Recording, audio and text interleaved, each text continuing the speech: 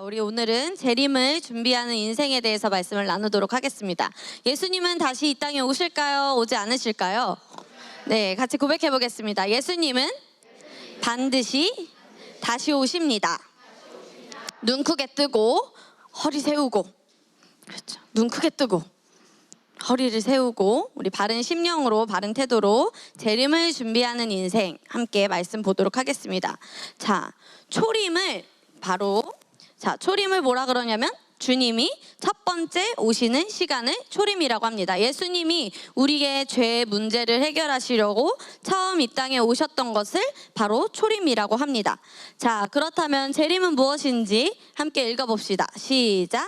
주님이 다시 오시는 것. 네, 주님이 다시 오시는 것, 예수님이 이 땅에 다시 오시는 것을 재림이라고 합니다. 그런데 여러분, 성경에서 초림과 재림이 나오는데 초림보다 재림이 약 8배 이상으로 언급되어 있다고 합니다. 더 재림이 그만큼 많이 언급되어 있어요. 그런데 우리가 의식하지 않아서일 뿐이지 성경에서는 우리에게 예수님은 반드시 오십니다, 여러분.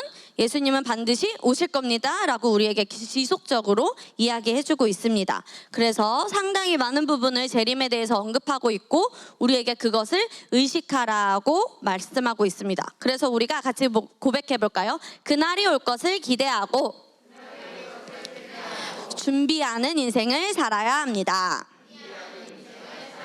네, 우리 아까 영상 본 것은 레프트 비하인드 본 친구들 있죠? 네, 휴가의 시작인데 저기에서는 저 감독이 휴가라는 거를 듣고 이제 그거에 대해서 픽션을 가미해서 뭔가 저렇게 될 것이다 라고 상상을 했어요. 그래서 휴가가 되면서 사고들이 일어나고 막 비행기가 막 갑자기 조종사가 어떻게 되죠? 사라지고 그랬는데 정말 저렇게 될지는 전도사님도 알 수 없지만 하나님께서는 그래도 사람들이 두려워하고 떨 방법으로 하시지 않고 우리에게 기쁨과 좀 기다리는 마음으로 하라고 하셨으니 저거는 영화일 뿐이고 우리가 휴거될 때 공중으로 들어 올라갈 때 저렇게까지는 되진 않지 않을까라고 전도사님은 우리 친구들에게 말하고 싶습니다. 자, 우리 함께 고백해 보겠습니다. 시작. 네, 우리의 인생은 심고 거두는 인생이에요. 말씀에서도 말하고 있습니다. 함께 고백해 볼까요? 시작. 사람이 무엇을 심든지 그대로 거두리라. 자, 우리 친구들 이런 말 들어봤어요? 콩 심은 데 팥 심은 데는? 그렇죠, 들어봤죠. 콩 심은 데 팥이 날 리가 있을까요, 없을까요? 그렇죠. 그러면 팥 심은데 콩이 나면은 어떤 건가? 완전 이상한 일이고 완전 기이한 일이지. 그래, 이렇게 콩 심은데 콩이 나고 팥 심은데 팥이 나는 것처럼 우리의 인생도 우리가 심은 것처럼 열매를 맺습니다. 고백해보자. 심은 만큼 거둡니다. 자, 그럼 전도사님 물어볼게. 봄, 여름, 가을, 겨울 중에서 씨를 뿌릴 시기가 있고 또 추수하는 시기가 있어요. 씨를 뿌리는 시기는 언제일까요? 여름? 봄이겠지. 가을? 그러면은 추수하는 시기는 언제일까? 그렇죠. 이거는 다 알고 있네. 그럼 여기서 봄이 언제인 것 같아요? 그렇죠. 꽃이 이제 막 피고 있는 거 우리 친구들 봤어요? 네, 전도사님한테도 저기 막 목련이 폈어요 라고 기분이 좋아서 말해주는 친구들도 있었는데, 그럼 가을은 언제일까요? 그렇죠. 이 세 번째, 단풍이 푸르게 문든 이때가 바로 추수하는 시기입니다.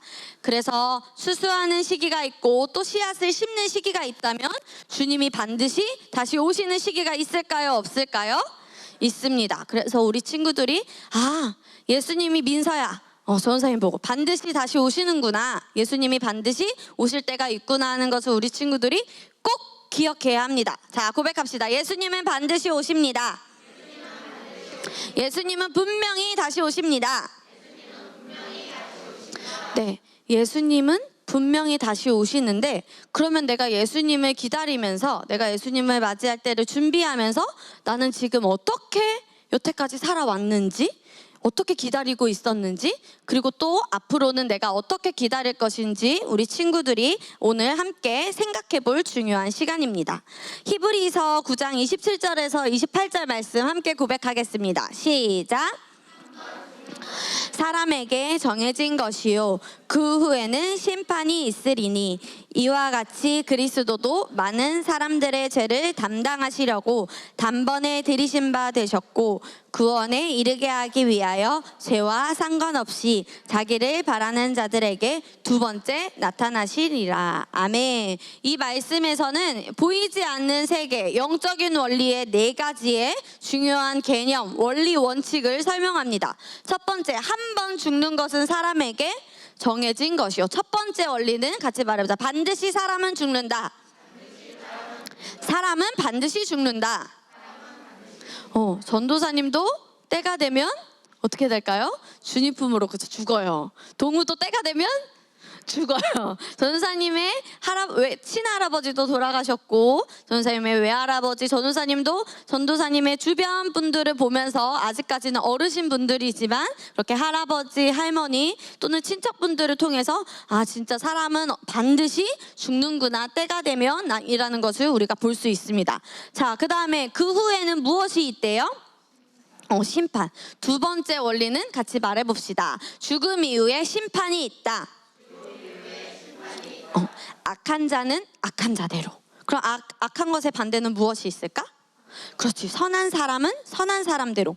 빛 가운데 있었던 사람은 빛에 있었던 그대로, 어둠 가운데 있었던 사람은 어둠에 있었던 그대로 심판을 우리는 반드시 받습니다. 같이 말해보자. 그리스도의 심판 때, 우리가 주님을 만날 때, 우리가 영광의 면류관을 받기 위해 반드시 주님을 만날 때 우리의 그리스도의 심판대가 있습니다.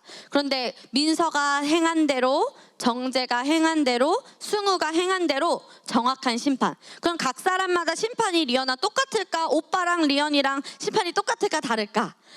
그럼 아빠랑 엄마랑 리언이랑은 똑같을까? 또 다를까?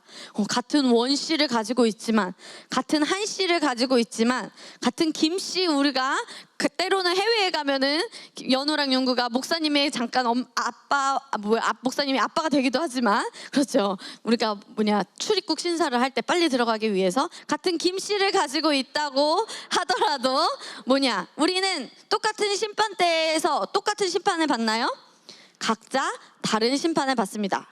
고백합시다. 내가 행한 대로 정확한 심판을 받는다. 네, 이것이 바로 두 번째 원리입니다. 그리고 이와 같이 그리스도도 많은 사람의 죄를 어떻게 하시려고? 담당하시려고 단번에 들이신 바 되셨고, 세 번째 원리는 예수님의 초림입니다. 예수님이 우리의 죄를 담당하시기 위해 이 땅에 오셨었죠. 약 2000년 전에. 그 다음에 마지막 네 번째 원리, 죄와 상관없이, 재림에는 같이 말해보자. 죄와 상관없이 원하고 바라는 자, 자기를 바라는 자들, 예수님이 다시 오시기를 원하고 기다리고 준비하는 자들에게 두 번째 나타나시리라. 이것이 바로 예수님의 재림입니다. 같이 말해보자. 두 번째 나타나시리라. 네, 그래서 초림과 재림을 믿는, 예수님을 믿는 사람들이 이 땅을 살 때 그냥 살 수 없어요. 왜? 우리는 믿으니까. 그리고 믿는 것은 현실로 어떻게 될까요? 이루어집니다. 믿음은 바라는 것들의 실상이요. 소망은 미래형이고요. 믿음은 현재형입니다. 그러면은 우리가 예수님은 곧 다시 오실 거야, 미래형이죠. 하지만 우리는 믿음을 믿는 자들입니다. 그렇기 때문에 우리에게 재림은 현재형입니다. 고백합시다. 재림은 현재형이다. 왜냐하면 우리는 믿는 자들이기 때문에. 자, 그러면 우리가 예수님을 다시 만날 것을 기대하는데 윤우야 무서워요 전도사님, 두려워요, 예수님의 심판 저 혼나면 어떡해요, 이렇게 유소를 혹시 두려워하거나 걱정하거나 긴장하는 게 우리 그리스도인의 마땅한 태도일까요? 그러면 어떤 태도를 우리는 준비하면 될까?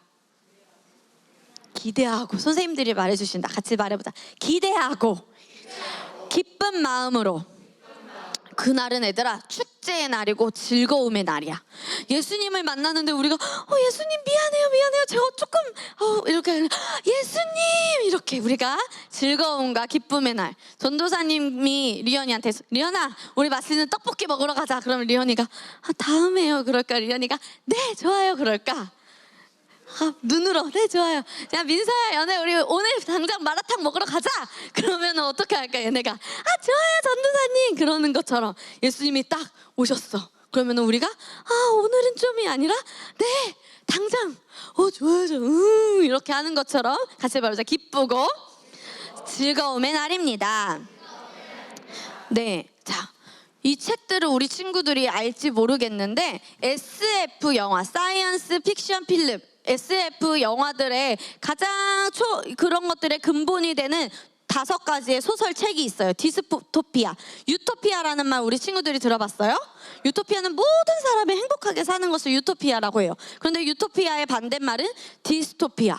모든 사람이 그런 행복하게 사는 것의 반대말은 뭘까, 얘들아? 불행하게 행복하게 사는 거예요. 모든 사람이 불행한 세상이 바로 디스토피아, 어두운 세상입니다. 그런데 그 디스토피아의 세상의 이야기를 다룬 3개의 5개의 소설이 있는데 그 중에 2개의 가장 유명한 헉슬리의 멋진 신세계라는 책과 조지 오웰, 전우사님이 지난 역사교육 때 말했었죠. 조지 오웰의 1984입니다. 이 책의 내용을 보면요, 하나님이 우리에게 무엇을 주셨지? 자유의지를 주셨는데 그 사람들의 자유의지를 다 말살시켜 버립니다. 그리고 우리의 인간성도 말살시키고 인간이 이제 과학이 너무 발전해서 인간이 과학으로 인해서 어떻게 되냐면 조정이 당해요. 그리고 개인주의가 아니라 전체주의. 너의 한 사람의 의견이 아니라 모든 사람이 그냥 가는 게 중요해. 모든 사람의 의견을 따라야지. 너 개인의 의견, 너가 아무리 올바라도 모든 사람의 의견을 따라야 돼 라고 전체주의. 과학의 문명과 산업의 발전으로 인간이 꼼짝 못하는 그런 내용을 담고 있는 것이 바로 이 책들입니다. 그런데 이 멋진 신세계는 1932년에 지어졌고요.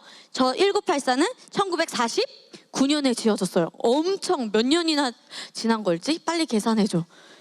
70년에서 80, 와 너네 탁월하다. 그런데 이 70년, 80년대 지어진 소설이 얘들아 너네가 조금 어려워도 한번 읽어보면 오늘날 지금 이 세상이 이 2 책과 절묘하게 비슷하다는 것을 우리 친구들이 알 수 있습니다. 이때는 허구였어요. 소설, 가상이었지만 지금은 현실과 비슷하게 이루어지고 있습니다. 왜? 우리도 지금 과학이 막 발전을 해서 우리가 놓치고 있는 것이 무엇인지, 그래서 우리 친구들이 이 책들을 보면서 우리 나이가 있는 친구들은 어렵지 않으니까 조금 어렵기도 한데 한번 읽어보면서 내가 놓치고 있는 것은 무엇인지, 과학 문명이 발달하고 산업사회가 발달하고 우리가 조금의 코로나라는 걸로 우리의 자유가 조금 억압되고 그런 것들이 있는데 내가 그 시대에, 지금 이 시대에 내가 어떻게 살고 있고 놓치고 있는 것은 무엇인지 우리 친구들이 한번 점검해봐도 좋을 것 같습니다. 그런데 어떤 사람들은요, 여러분, 이런 책이나 영화를 보면은 막 비슷한 내용의 영화를 보면은 어떻게 할까 막 진짜 막 두려워하고 불안감에 떨어요. 왜 그러냐면은 같이 말해보자. 영적인 존재이기 때문에. 영적인 것은 두려움의 영이 있어요. 담대함의 반대말 무엇일까요? 두려움. 그렇죠. 담대하지 못하고. 그런데 다윗과 그 다음에 또 누가 있었지? 담대함의 인물 바울이 있었고 그 다음에 다윗이 있어요. 이 2 인물이 담대할 수 있었던 것은 왜 그렇다고 전사님이 지난주에 말해줬지? 그렇지, 하나님과 함께 한다는 것을 알고 있고 내가 영적인 존재라는 것을 알고 있기 때문에. 주님이 나와 늘 함께 하시고 사망의 음침한 골짜기에서도 나를 어떻게 하지? 보호하시고 안위하신다는 그 하나님이 나와 함께 하시고, 하나님도 영이시고 나도 뭐야? 영이라는 것을 알고 있기 때문에 다윗과 바울은 두려워하지 않았어요. 그런데 그걸 모르고 두려움의 영을 선택하는 사람은 바로 이런 소설들이나 영화, 뉴스, 거짓 정보들을 보면서 두려워 떠는 것입니다. 그리고 많은 사람들이 재림을 믿지 않는 이유, 무엇이 없어서? 믿지 않아서. 불확실성. 진짜 오실까? 제대로 모르기 때문에. 하나님께서 호세아에서 말씀하셨죠? 내 백성이 무엇이 없으므로 망하는도다? 지식이, 여호와를 아는 지식이 없으므로 망하는도다. 하나님께서 태초에 말씀이 계시니라. 이 말씀이 곧 하나님과 함께 계셨으니 이 말씀은 곧 하나님이시니라. 그래서 여호와를 아는 지식은 바로 하나님을 아는 지식. 같이 말해봅시다. 말씀을 아는 지식. 그래서 우리 친구들이 말씀을 알면 알수록 두려움이 아니라 같이 고백해보자. 담대함. 네, 우리 친구들은 두려움이 아닌 담대함을 우리 친구들이 선택을 할 수 있습니다. 그래서 우리 친구들이 경계해야 될 것이 있어요. 첫 번째 읽어봅시다. 시작. 어떤 사건들과 사고들로 인해 이것이 예수님이 오신다는 그런 성경에서 말하는 예수님이 곧 오실 때 이런 일들이 일어난다고 하는데 너무 무서워. 예수님이 다시 올 때 어떡하지 그리스도의 심판 때 두려워할 필요가 있을까요? 없을까요? 없습니다. 기쁘고 우리는 즐거워하며 우리는 준비하면 됩니다. 그 다음에 두 번째 뭐가 있어요? 그냥 세상 사람들이 사는 대로 내가 그냥 지금 이 땅에서의 삶에 하나님의 말씀을 아는 지식, 여호와를 아는 지식을 놓치고 그것보다 다른 것을 우선시하진 않는지 우리 친구들이 오늘 꼭 셀 모임에서 선생님과 함께 이야기를 나누며 점검을 해보세요. 우리는 세상의 가치관에 따라 사는 존재가 아닙니다. 고백합시다. 나는 세상 사람들과 똑같이 살지 않겠습니다. 나는 영원한 것을 믿는, 나는 영원한 삶을 믿는 거듭난 영입니다. 네, 그래서 우리는 영적 존재입니다. 고백하겠습니다. 쭉 시작. 인간은 영적 존재이다. 나는 영적 존재이다. 거듭난 나는 영이다. 그래서 저와 여러분은 영적인 존재입니다. 영적 존재의 근거는 우리가 믿는 바는 우리는 무엇을 말합니까? 하나님의 말씀. 우리는 진리를 믿기로 선택합니다. 그래서 우리는 항상 어떤 사건들과 정보, 뉴스들을 보면서 있는 것을 그대로 받아들이지 않고 항상 말씀으로 돌아가서 모든 것을 말씀으로 재해석해야 합니다. 고백합시다. 역사도 말씀으로 재해석해야 된다. 네, 그래서 우리가 말씀도 역사로 항상 말씀으로 우리가 공부하는 것입니다. 말씀으로 돌아가서. 우리 친구들은 1992년 10월 28일에 어떤 일이 일어났는지 혹시 아나요? 다미선교회라는 곳에서 이장원 목사님께서 1992년 10월 28일에 예수님이 오십니다 라고 해서 많은 사람이 막 두려워 떨었대요. 전도사님은 태어나지 않았을 때라. 근데 목사님 사모님은 아시더라고요. 부모님도 아실 수도 있어요. 왜냐면 MBC 뉴스에까지 나왔대요. 그런데 1992년 10월 28일에 이제 사람들이 이제 막 다 모여서 흰 옷을 입고 찬양을 하면서 이제 몇 시 땡 12시가 되면 이제 우리가 휴가가 될 거다. 예수님이 다시 오실 거다. 뭐 재림에 대해서 이야기를 하고 찬양을 하고 많은 그리스도인들이 벌벌 떨었다고 해요. 그런데 MBC 뉴스 그 다음 날 뭐라고 말했냐면 앵커가 결국 그들은 휴거되지 않았습니다. 왜 그럴까? 그 때와 시기는 알 수 있을까요? 없을까요? 없어요. 이런 말들은 같이 말해보자. 거짓 정보.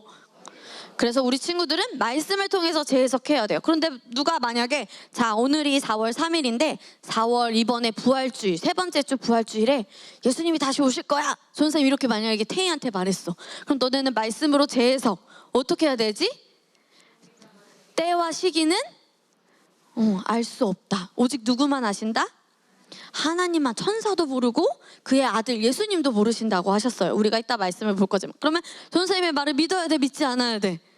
믿지 않기로 다른 사람들이 말을 해도 아무리 전도사님의 말이라도 우리 친구들이 믿지 않아야 됩니다. 그리고 과학적인 이론, 이성적인 사람들은 예수님이 진짜 오신다는 걸 성경에서 나와 있지만 이런 정보들도 믿지 않을 뿐더러 성경도 믿지 않는 사람들이 있어요. 그런데 말씀에서도 창세기에서 똑같은 사람들이 보입니다. 믿지 않았던 사람, 바로 소돔과 고모라 성에 살았던 사람들이죠. 우리 같이 말씀을 읽어보겠습니다. 시작. 이 성읍에서 빨리 나가도록 하세. 주께서 이 성읍을 쓸어버리려고 하신다네. 그러나 사위들은 롯이 실없는 소리를 한다고 생각했다. 롯이 이제 아브라함의 조카였죠. 아브라함으로부터 이제 독립을 하고 천사의 안내를 받아서 이제 하나님의 심판에 대해서 사위들에게 이야기를 합니다. 그런데 사위들이 롯이 어떤 소리를 한다고 생각을 했어요? 실없는 생각. 사위들의 반응을 보세요. 정신 나간 소리로 생각을 했어요. 뭐? 성경이 진짜라고? 예수님이 진짜 오신다고?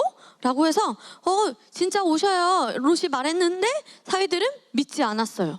근데 롯은 그의 아내와 이제 소돔과 고모라 성을 빠져나가는데 롯의 아내는 어떻게 됐는지 알아요, 우리 친구들? 하나님께서 뒤돌아보지 말라고 했는데 결국 어떻게 했지? 뒤돌아봤어요. 왜 뒤돌아봤을까? 그래서 결국 소금 기둥이 되죠. 왜 뒤돌아봤을까? 그렇지. 같이 말해보자. 아쉬움 때문에.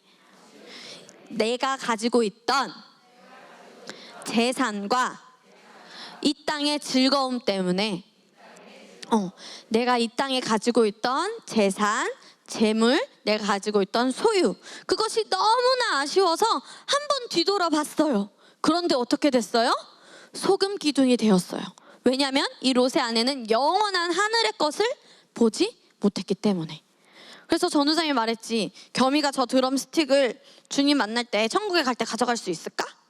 그러면은 전도사님이 이 아이폰, 전도사님의 아이패드, 전도사님의 애플워치, 전도사님이 열심히 돈을 모아서 그렇게 갚아나가고 있는 이 모든 것들을 가지고 갈 수 있을까요? 없을까요? 없어요. 그러면은 너네들이 라이딩 하려고 산 이 자전거는 가지고 갈 수 있을까? 없을까? 그럼 무엇만 가지고 갈 수 있을까?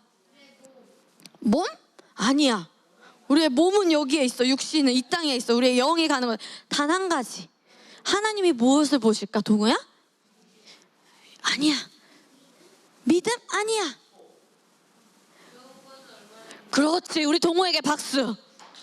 탁월합니다. 우리가 얼마나 많은 사람을 세웠는지, 주의 제자로 만들었는지 하나님은 우리에게 반드시 그것만 우리는 가지고 갈 수 있어요. 같이 말하자. 영혼 구원. 그래서 주님의 재림을 준비하면서 우리 친구들이 해야 될 것은 무엇일까요? 영혼 구원입니다. 자, 사람들은 근데 왜 이렇게 두려워하고 이 땅의 것에 염려를 하고 미련이 남을지 우리 하나님께서는 요한일서 4장 18절에 이야기해주고 계십니다. 같이 고백합니다. 시작. 두려움이 없고 온전한 사랑이 두려움을 내쫓나니 두려움에는 형벌이 있음이라. 두려워하는 자에게는 사랑 안에서 온전히 이루지 못하였느니라. 왜 사람들은 두려워할까요? 같이 읽어보겠습니다. 사랑 안에 온전히 이루지 못했기 때문에, 온전한 사랑을 모르기 때문에, 온전한 사랑 안에 거하지 않기 때문에. 전도사님이 두려움은 이거와 같다고 했어. 선생님 무슨 놀이를 했다 그랬지? 그렇지. 그림자는 요만한데 진짜로 보일 때는 어떻게 그림자는 진짜는 이만한데 그림자로 보일 때는 어떻다 그랬어요? 이만큼. 진짜는 요만한데 그림자로는 너무 커진다고 했어요. 왜냐면은 두려움을 이만하다는 것을 모르기 때문에. 그리고 윤우가 아까 말한 것처럼 다윗과 바울이 주님이 나와 함께 하신다는 것을 알았는데 많은 사람들은 하나님의 그 온전한 사랑이 나를 보호하고 있다는 것을 모르기 때문에 무지하고 그 의식을 놓치고, 내가 하나님의 말씀을 계속 고백하고 인식하는 것보다 이 세상의 것에 TV 보고 만화 보고 게임하고 그것에 즐기기 때문에 많은 것을 점점점 하나님의 말씀보다 이 세상의 정보로 가득 채우고 있기 때문에 이 사랑보다 두려움이 큰 겁니다. 같이 말해봅시다. 사랑과 두려움은 함께 있을 수 없다. 공존할 수 없다. 그래서 우리 친구들이 두려움이 있다면, 두려움이 무언가로부터 온다면 내가 지금 무엇을 놓치고 있는 거야? 하나님의 말씀을 인식하고 고백하는 걸 내가 지금 놓치고 있구나 라는 것을 우리 친구들이 인식을 해야 됩니다. 그래서 하나님의 사랑과 보호하심이 나와 늘 함께하지 라는 확신이 있다면 두려움은 우리에게 있을까요? 없을까요? 없습니다. 그러면 그런 사람들은 절대로 주님의 재림에 두려움으로 반응하지 않습니다. 자, 전도사님이 그럼 우리 친구들에게 알려줄게요. 두려움을 이기는 최고의 방법 2가지가 있습니다. 첫 번째 읽어봅시다. 시작. 여러분 누굽니까? 영이고 새로운 피조물이고 그리스도인입니다. 하나님의 자녀입니다. 왕의 자녀. 우리는 왕이니까 왕처럼 어떻게 할 수 있습니까? 생각하고 말하고 행동할 수 있습니다. 할 수 있습니까? 없습니까? 윤우랑 동우만 할 수 있나요? 할 수 있습니까? 없습니까? 건우 할 수 있어? 없어? 있어요. 동구 할 수 있습니까? 없습니까? 없어요. 동우 아직 왕인 것을 생각 못하고 있나? 자, 내가 누구인지 알면 너무나 쉽습니다. 자, 그 다음에 2번째 무엇입니까? 읽어봅시다. 시작. 말씀이 그렇다면 같이 말해보자. 예스! 예스! 몇 초 만에 전도사님이 예전에 반응해야 된다고 했는데, 그렇지. 3, 2, 1, 3, 2, 1 이렇게 3초 안에 반응을 해야 합니다. 자, 그런데 이 말씀을 모르고 하나님의 말씀을 의심하는 사람들이 있어요. 미국의 큰 교회 목사님들에게 예수님의 재림에 대해서 설문조사를 했는데 놀랍게도 25%의 목사님들이 휴거가 뭐라요?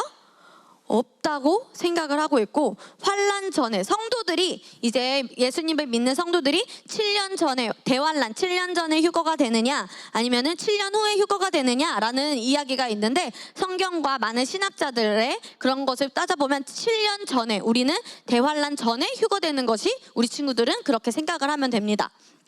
그런데 환란 전에 휴거가 된다고 생각하시는 분들이 36%, 18%는 환란 후, 나머지 분들은 기타 의견 잘 모르겠음이라고 대답하시는 분들도 있습니다. 자, 전도사님이 예전에 보여준 적이 있는 것 같아요. 예수님이 공중 재림하는 날 2번 재림을 하시는데요. 지금은 어떤 시대냐면 같이 말해봅시다. 교회 시대. 네, 그런데 우리가 이제 예수님이 이 땅에 오시는데, 이 땅에 오시는 게 아니라 어디에 오셔요, 여러분? 공중 재림. 하나님이 하늘 구름 가운데 오십니다. 그러면 우리도 어디서 만날까요? 주님을?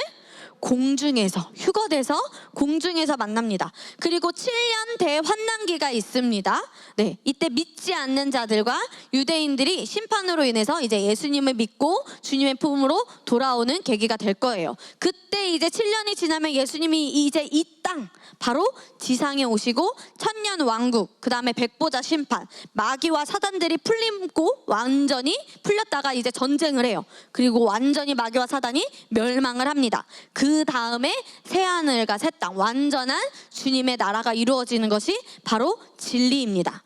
같이 말하죠. 이것이 진리이다. 그래서 우리 친구들은 이것을 기억하면서 주님이 다시 오실 큰 그림을 그리면서 이 땅에서 내가 무엇을 놓치고 있고, 내가 그럼 앞으로 어떻게 살아갈 것인가, 우리 친구들이 어떻게 재림을 대해야 되는가 준비를 해야 됩니다. 그래서 전도사님이 3가지로 정리를 했어요. 첫 번째 무엇입니까? 네, 소망의 인내, 기다림입니다. 데살로니가전서 1장에서 5장까지의 말씀을 읽어보면 사도 바울이 데살로니가 교회에 편지를 쓰면서 이 재림에 대해서 엄청 많이 언급을 합니다. 그래서 우리 친구들이 오늘 집에 돌아가서 이 데살로니가전서 1장에서 5장까지 한번 읽어보는 것을 전사님이 추천합니다.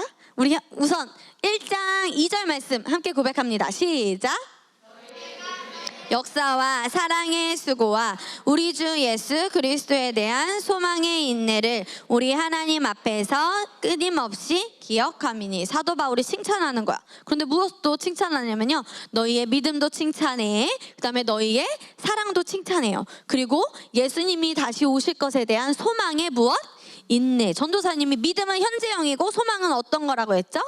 미래형. 예수님은 반드시 오실 거라는 미래. 근데 그것을 바라보며 patient of hope, 기다리는 거예요. 같이 말해보자. 인내.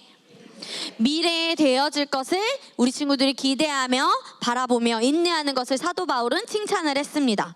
그래서 우리 친구들은 미래를 기다리는 것을 우리는 즐거워하고 기뻐해야 합니다. 자, 그 다음에 데살로니가 전서 4장 17절에서는 휴거에 대해서 이야기합니다. 같이 고백합니다. 시작.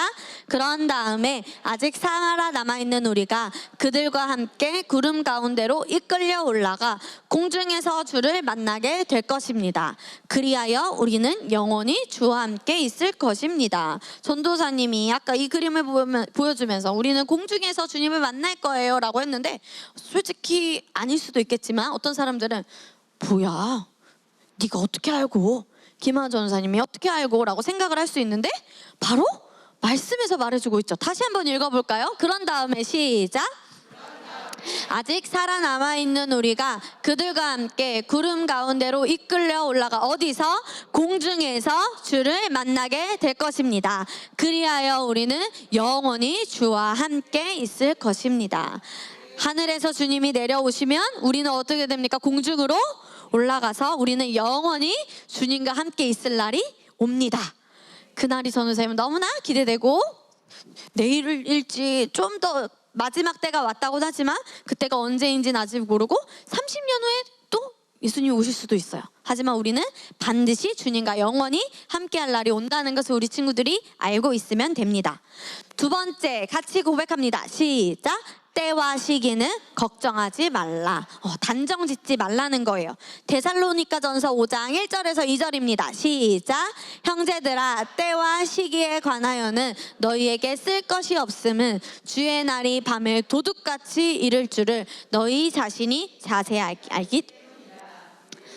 도둑이, 야 정재야, 전도사님이 너네 집에 냉장고에 있는 맛있는 거를 꺼내러 오늘 오후 5시에 갈게 라고 도둑이 이렇게 말을 할까? 야 하은아, 너 책상 여기에 들어있는 찬호가 모르는 봉투에 들어있는 3만 원 내가 가지러 갈게. 찬호가 모르는 3만 원. 도둑이 이렇게 말하고 올까? 도둑은 미리 예고하지 않고 가자 이렇게 하죠. 그것처럼 예수님도 예고 없이, 우리에게 예고편 없이 오십니다. 같이 말해요. 예고 없이 말하고 오지 않으신다. 그래서 중요한 것은, 그럼요 전도사님, 예수님은 언제 오셔요? 언제 오셔요? 중요한 건 이게 아니라 같이 말해보자. 예수님이 왜 오실까? 예수님이 이 땅에 왜 오시나? 우리를 구원하시기 위해서, 세상을 심판하시기 위해서. 순식간에 도둑이 오는 것처럼 예수님도 순식간에. 하지만 그 날과 그 시는 아는 것이 중요하지 않고 예수님이 왜 오시는지 우리 친구들은 그것만 알고 있으면 됩니다. 마태복음 24장 36절입니다. 고백합니다. 그러나 그 날과 그때는 아무도 모르나니 하늘의 천사도 아들도 모르고 오직 아버지만 아시느니라. 천사도 모르고 하나님의 아들 누구? 예수님. 그다음 우리도 몰라요. 우리도 하나님의 자녀죠. 오직 누구만 아시느니라? 하나님만 아시느니라. 알려고 할 필요가 있을까요? 없을까? 한결아, 예수님이 언제 오실까 막 계산할 필요가 있을까 없을까? 수학적으로 없어요. 왜 오시는지, 우리는 무엇을 준비하며 살아야 하는지를 우리는 인식하면 됩니다. 그래서 마지막 중요한 거 3번 읽어봅시다. 시작. 우리 베드로후서 3장 11절에서 12절 말씀입니다. 고백합니다. 여러분은 어떠한 사람이 되어야 하겠습니까? 여러분은 거룩한 행실과 경건한 삶 속에서 하나님의 날이 오기를 기다리고 그 날이 앞당기도록 하여야 하지 않겠습니까? 우리가 어떡한 행실? 거룩한 행실. 같이 바르자. 나는 의인이다. 의식은 어떻게 될까요, 우리 친구들? 의식을 우리가 의예요. 그래서 우리 친구들이 의식을 어떻게 해야 될까요? 증가시켜야 됩니다. 증가시키면 증가시킬수록, 또 누구와 교제하면 교제할수록, 성령님과 교제하면 교제할수록 우리 친구들은 성령 충만한 주님이 우리에게 예비하신 모든 것을 누리면서, 주님이 우리에게 이미 다 주셨어요. 그런데 누구에게 책임이 있다 그랬지? 나에게. 그것을 나타내면서 하는 것은 우리 친구들이 얼만큼 인식하고 고백하고 풀어나느냐는 같이 보자. 나에게 달려있다. 그래서 경건한 삶은 하나님이 우리에게 우리가 어떻게 거룩하게 사는 것을 우리에게 다 주셨어요. 그런데 누구에게 달려있다? 여러분에게 달려있습니다. 그래서 그런 삶 속에서 하나님이 날이 오기를 기다리고 그 날이 앞당기도록 하여야 되지 않겠느냐. 또 하나님께서 말하시죠. 모든 사람이 구원을 얻을 때, 모든 사람이 예수님을 믿을 때 그때 주님이 오신다라는 말씀을 보면서 앞당긴다는 것은 우리가 많은 영혼을 구원하는 겁니다. 그래서 어느 교회에서는 그러더라고. 이제 부활절이니까 한 사람당 한 명씩 구원하자 해서 119. 뭐라고? 119. 한 사람당 한 명씩 구원하자. 그래서 부활절을 앞두고 119 프로젝트를 하는 교회도 선생님이 봤어요. 그리고 구원데이, 9월 1일은 구원데이. 그래서 우리 친구들이 우리도 한번 119 프로젝트를 한번 해볼까요? 그래서 우리 코로나도 풀리고 우리가 2주 뒤면은 그 마스크도 안 쓰고 다녀도 된다라는 의견들이 오가고 있다는데, 이 정부에서. 그래서 우리가 이제 코로나도 많이 풀려졌으니 우리가 영혼 구원도 더 적극적으로 해도 좋겠습니다. 자, 데살로니가전서 5장 6절에서 8절입니다. 고백합니다. 시작. 그러니 우리는 다른 세상 사람들처럼 잠들어 있지 말고 오직 정신을 바짝 차려 항상 깨어 있도록 합시다. 잠자는 사람들은 밤에 자고 술 마시는 사람들도 밤에 마시고 취합니다. 그러나 우리는 낮에 속한 사람들이므로 정신을 바짝 차리고 믿음과 사랑의 갑옷 가슴막이로 무장하고 구원의 삼읍시다. 네, 보통 낮에 음란한 짓을 하거나 수치스러운 일을 하지 않죠. 언제 하나요? 밤에 합니다. 그래서 우리는 밤에 더욱더 정신을 차리고 깨어 있어야 됩니다. 우리는 어디에 속한 사람들이냐면 낮에 속한 사람들이기 때문입니다. 같이 말해보자. 정신 차리고 깨어 있으라. 그래서 우리 친구들은 빛이기 때문에 근데 학교에 많은 친구들은 아무리 하나님의 말씀을 알고 있다고 하지만 내가 누구인지 인식하지 않고 말씀에 반응하는 것을 올바르게 하지 않는다면은 그리스도인들이라도 때로는 친구들이 실수하고 우리도 마찬가지지만 실수하고 똑같은 것을 우리 배우고 있지만 다른 의견을 말하거나 또 예수님을 믿지 않는 친구들은 그만큼의 어두움의 행동, 다른 친구를 왕따시키거나 째려보거나 선생님을 친구들과 함께 이간하거나 선생님을 존경하지 않는다거나 그런 모습들이 우리 친구들에게서 너무나 익숙한 모습이에요. 왕따를 시키거나, 그래서 요즘 뉴스를 보면은 청소년들이 왕따를 시켜서 자살하는 것도 우리나라의 현실입니다. 그것이 바로 밤에 어둠에 속해 있어서 어둠의 영에 가려져 있기 때문에. 하지만 고백합시다. 나는 빛이다. 나는 빛이다. 네, 마지막 날이 다가올수록 우리 친구들이 말씀으로 무장하고 깨어 있어야 합니다. 잠들지 말고, 같이 말, 잠들지 말고 깨어 있으라. 그렇다고 얘들아 밤에 진짜 안 자고 깨어 있는 건 아니고 이거는 영적인 원리인 거예요. 알겠죠? 선생님이 깨어 있으라 했으니까 엄마 저는 안 잘 거예요. 이러면 될까요? 안 될까요? 안 돼요. 영적인 원리 안에서 우리는 깨어 있어야 합니다. 같이 말해보자. 영적인 원리 안에서 말씀 안에서 기도하고 성령님과 교제하면서 사랑의 갑옷을 입고 또 형제 사랑, 바로 영혼을 구원하면서 우리 친구들은 빛인 거를 인식하면 됩니다. 자, 그래서 마틴 루터는 종교개혁자, 독일의 신학자는 뭐라고 말했나요? 비록 내일 지구에 종말이 찾아온다고 하더라도 나는 여전히 한 그루의 사과나무를 심을 것이다. 그래서 우리 친구들은 마지막 때가 온다 하더라도 우리는 두려워하지 않고 영혼을 세우고 한 사람이라도 더 세우고 우리가 말씀으로 무장하는 사랑의 갑옷을 입어야 합니다. 아멘. 자, 마지막입니다. 짐 엘리엇 선교사님은 어떻게 말씀하셨는지 읽어볼까요? 시작. 영원하지 않은 것을 버리다. 이 땅의 것은 영원할까요? 영원하지 않을까요? 아무것도 영원하지 않아요. 돈은 그러면 얘들아? 돈은 우리를 행복하게도 전도사님이 다큐멘터리 재정에 대해서 공부하려고 이제 경제교육도 준비하려고 전도사님이 재정에 대한 다큐를 보는데 돈에 대해서 물어봤어요.